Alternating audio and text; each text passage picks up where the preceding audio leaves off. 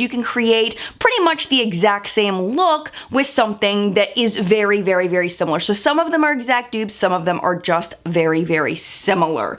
So, and the good part is all of the dupes are drugstore, which makes it that much more amazing. Hello my friends, welcome to my review and dupey goodness of the Pat McGrath lip kits.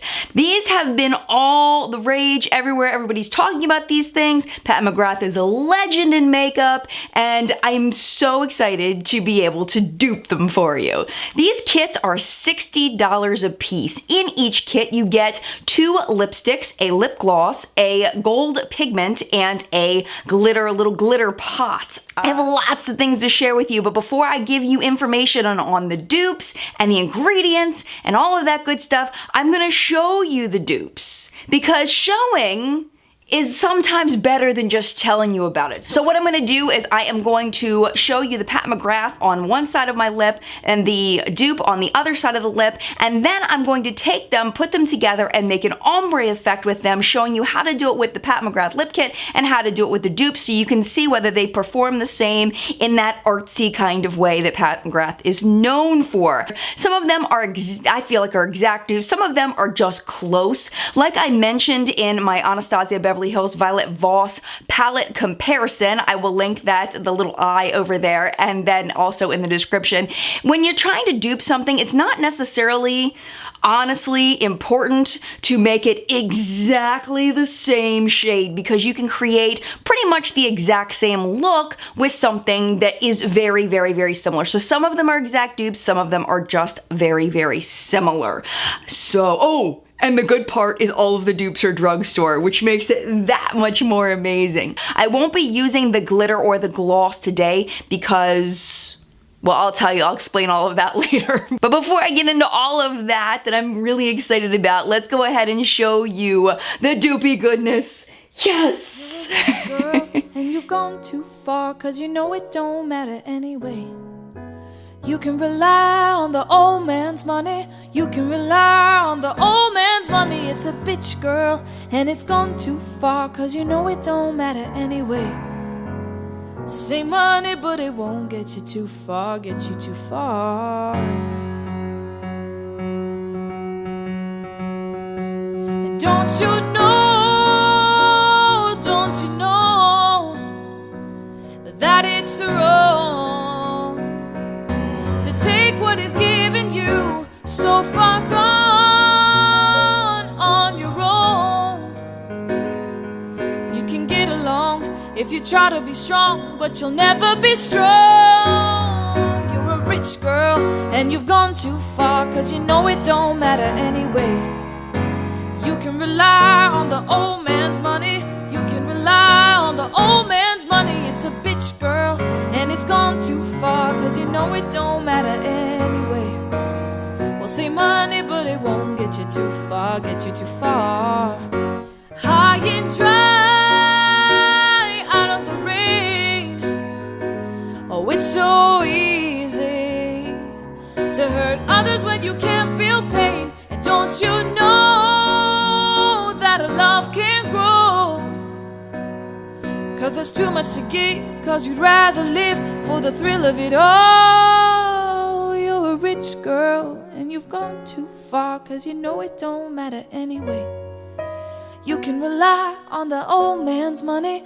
You can rely on the old man's money. It's a bitch, girl, and it's gone too far, 'cause you know it don't matter anyway. Say money, but it won't get you too far, get you too far. Say money, but it won't get you too far, get you too far. Say money, but it won't get you too far, get you too far. And you say you can rely on the old man's money. You can rely on the old man's money. You're a rich girl, a rich girl. You're a rich girl, yeah. Say money, but it won't get you too far, too far. So now you have seen the dupes. You have seen that I have duped them, or at least close to duped them, with the Velvet Matte Lipsticks by NYX. That was the big one that I was able to find the same, if not similar, shades. I was also able to find similar, definitely not the same, with the Revlon Ultra Matte lip colors. Now let's get into all the geeky stuff, because you guys know I love this stuff. Thank you so much to Stephanie Nicole, by the way, for starting off all of this geeky stuff. I seriously took my inspiration for looking up ingredients and everything from her, so thank you, Stephanie, for being an inspiration and encouraging me to totally geek out over the ingredients of makeup. So let's talk about the ingredients of the lipsticks. I usually review eyeshadow, that's kind of my thing. So when I went to go look at the ingredients of lipstick and lip glosses, I didn't realize how many ingredients can possibly be in lipstick and lip glosses. So what I learned about these Pat McGrath lippies is that they're, at least at Ulta, I could not find any dupe formulas. The other thing I learned is that the ingredients in these are all listed as a 1 by Environmental Working Group, which is a group that they look into ingredients and tell whether they are hazardous or not. It's very easy to look up ingredients on their website. So I looked up the ingredients, they're all listed as 1, which means none of them have any evidence that they are harmful to you in any way, which is fantastic. The closest formula dupe that I could find only had 3 of the same ingredients, and it's the Urban Decay Vice Lipstick Metallized, believe it or not. They had the same first ingredient,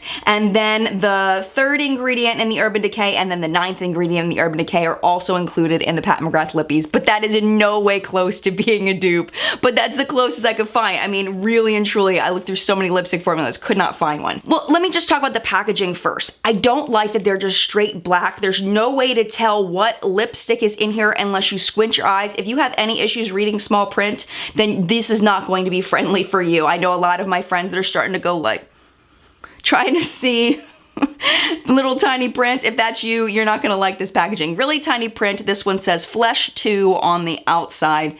Just very difficult to read. You have to open up each one to find out which one you have in your hand, which I don't particularly like. I wish that they had just colored this cap down at the bottom. I think that would have really made a huge difference. Also with these, the nude ones, the Flesh kit was actually not bad as far as the wear of it. It didn't break down really badly. It was relatively nice to wear. Not particularly hydrating, but not dehydrating either. Just kind of went on, sat there, did what it was supposed to do, and then slowly faded away gracefully. I really liked the Flesh kit for that. Now the other one, the Venom kit. Okay, the Venom one, I wore it for filming one day for What's Up in Makeup, and I guess it was about 6 hours after I put it on, I had to go on Insta Snap or Insta Stories, wherever you want to call them, and I had to show how terrible my lips looked. It was so bad. It was flaking off and wearing down horribly. It was nasty. Like,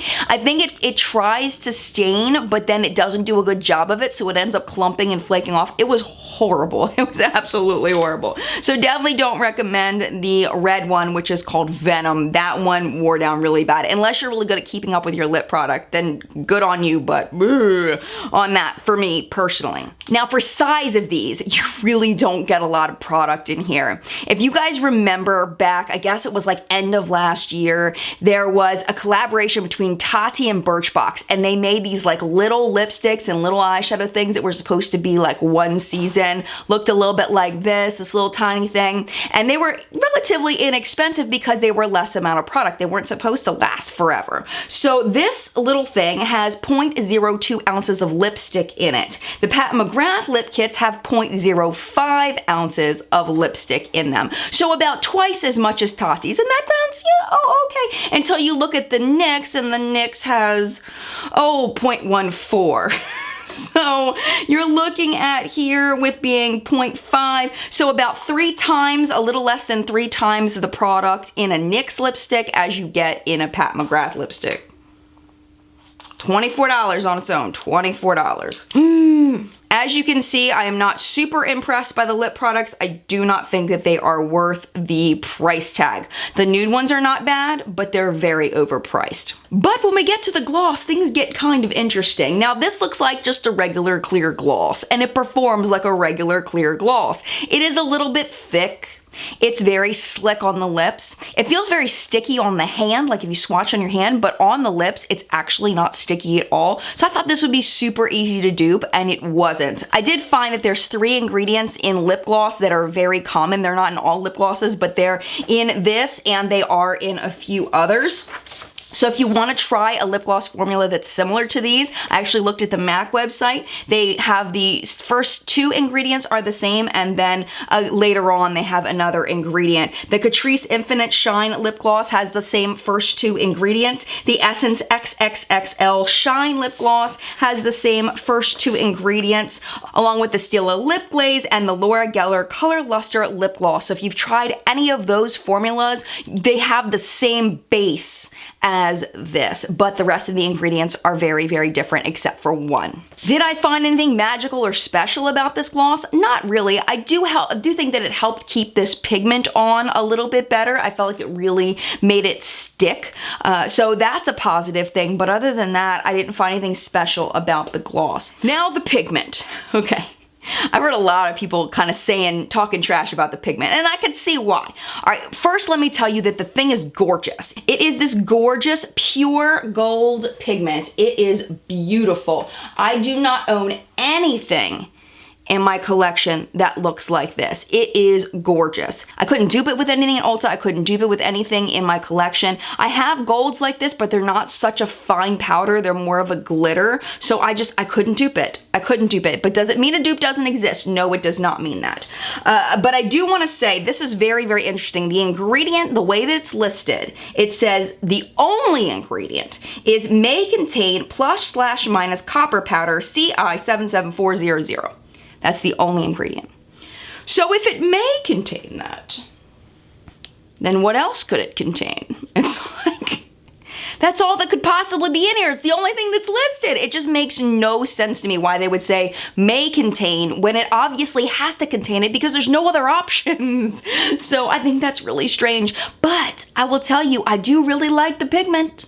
I do like it. It is very finely milled. It is very gorgeous. If there's anything I would say I would really, really want from this kit, it's this right here. This, I think, is super fab. But there's gotta be a way to find this somewhere else. Some indie company has to have something exactly like this. Okay, moving on to the glitters. So when you get the glitters, the red one comes with a red glitter and the nude one comes with a light peach glitter. I tried to dupe them. I didn't do very well. I got the NYX glitters. This one is in the shade red, even though it's more of a deep pink. And then this one is in rose. I find them very, very difficult to work with. I have no idea how in the world in the pictures from these lip kits that they got that pigment to stick on the lip gloss that opaque and like, I don't even know how. Like I could not get it on to stay on my finger. Like when I stick my finger in it, I'm gonna tap a bunch out like I do with all pigments that I get and glitters. If I can get any to come out, it's like stuck in there. So I'm gonna have to take off the sifter. Oh, I'm scared. I'm scared. I just want to show you what this glitter is compared to the NYX one. So this one right here is the Pat McGrath. This is the NYX. Obviously, it is not a dupe. The shades are completely different, but you can see that the glitter is exactly the same shape, exactly the same size. It ends up being the exact same opacity. I do have trouble packing it onto my lips. It's difficult to work with. I don't know.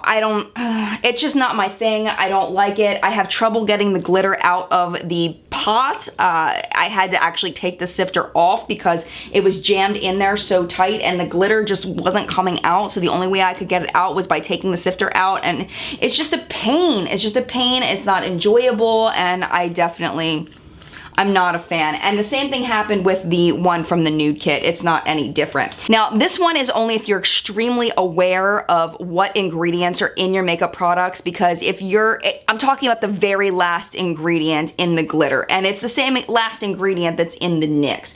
It is aluminum. Now, aluminum powder is very, very, very harmful, especially if inhaled. If you remember Buddy Ebsen, he was the guy that was on Beverly Hillbillies. He played Jed Clampett. He was supposed to be in The Wizard of Oz as the the Tin Man and they put this aluminum makeup on him, and he ended up getting respiratory problems and having to leave the cast and all of that. So aluminum has been known for a very long time to be extremely dangerous in cosmetics. Now, it is the very last ingredient in these, but if you go to the Environmental Working Group, I'm just gonna read off to you some of the things that it says. It says known human nervous system toxins. It says that it's a violation of government restrictions. It's restricted in cosmetics use. Depending on what the concentration is, you can only use so much. And it says specifically for products on the lips that is the most dangerous place to use aluminum. It's a lip kit. It says suspected nanoscale ingredients with potential to absorb into the skin, but I really think that that's more for more finely milled aluminum and also in a higher concentration.